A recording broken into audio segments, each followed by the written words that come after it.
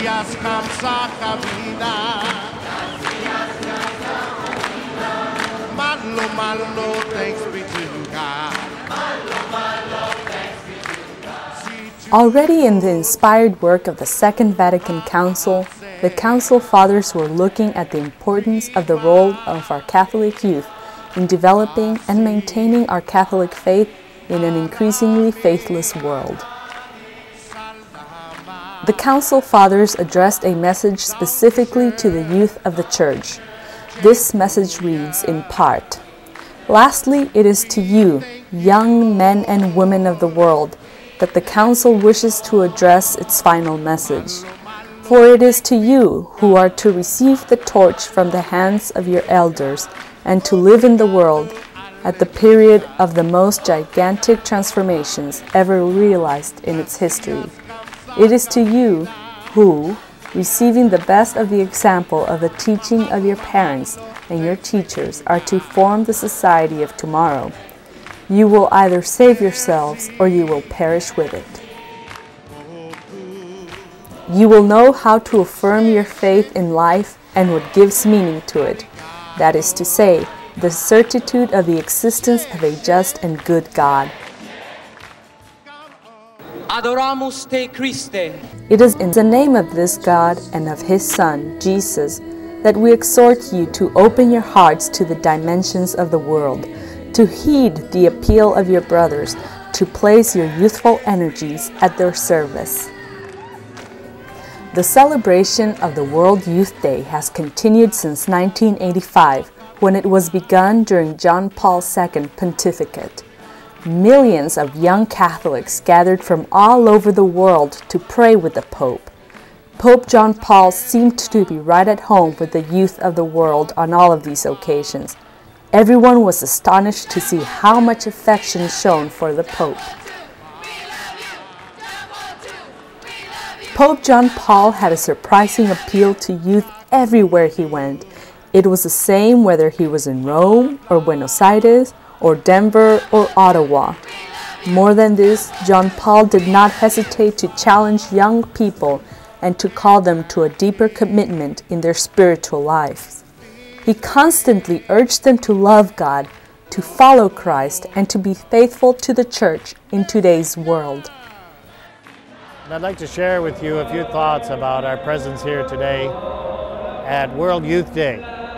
World Youth Day is a time when so many young people from around the world all come together to spark each other with enthusiasm about the faith under the leadership of the Holy Father, Pope John Paul II.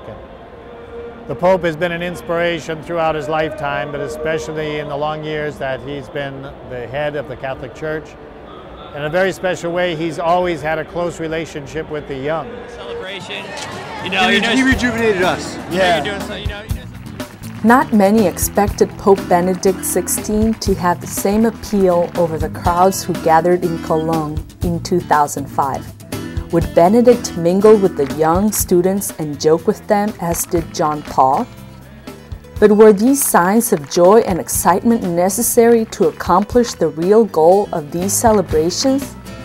The problems facing the Church and society continue to change and will demand a deeper, a more serious commitment on the part of our youth today. People wondered if Pope Benedict would be able to so challenge today's young men and women.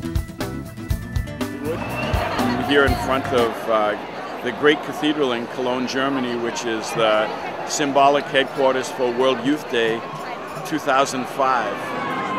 I would say that this celebration of faith and of youth, especially this year, is really important because we have a new Pope, new Holy Father. He's the first Pope after John Paul II who started the World Youth Day. And so it'll be interesting to see how well this new Pope does with these young people from all around the world. Pope John Paul used to be like a rock star when he came out among them. They would all stand up and there was an electricity about his presence in the crowd, and we're hoping that Pope Benedict is the same way with them. So we're gathered here with young people, and what I'd like to share with the young people today is that you need to be enthused and encouraged by all the ways in which your God, our God, is blessing you. First of all, through family. If you've had the privilege of being from a praying family, a family that's prayed the rosary every day, you have no idea the strength, the moral courage that that gives you, the strength of faith that that gives you, in order to be able to draw closer to the Lord Jesus and imitate Him. Stay close to the rosary. What an incredible, incredible experience. Holy Cross Family Ministries donated 1 million rosaries for this event. We brought another 30,000 with us, and they are gone. The response has been incredible. It was so uplifting. I know Father Peyton is looking down on this event and is very pleased.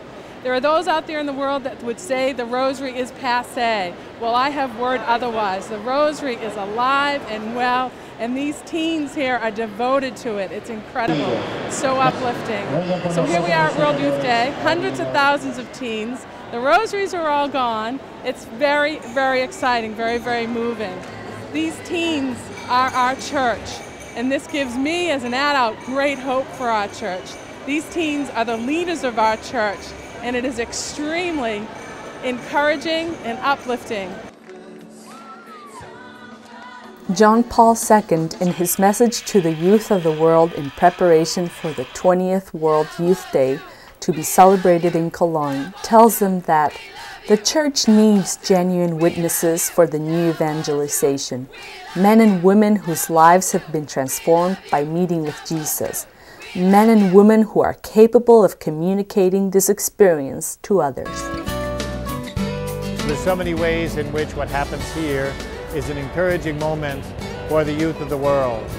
There are people looking to find out what's worth living for.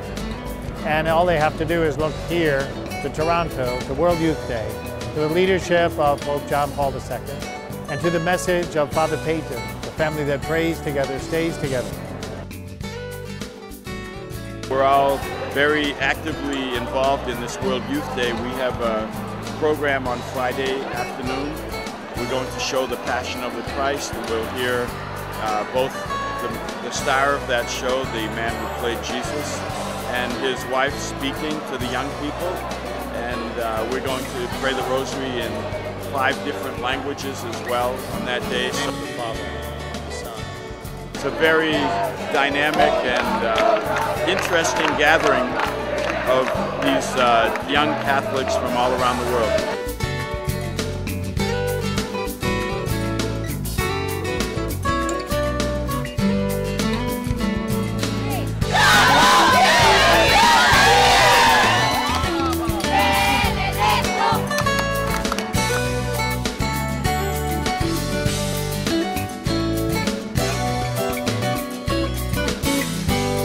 I am pleased to announce that the next World Youth Day will take place in Sydney, Australia.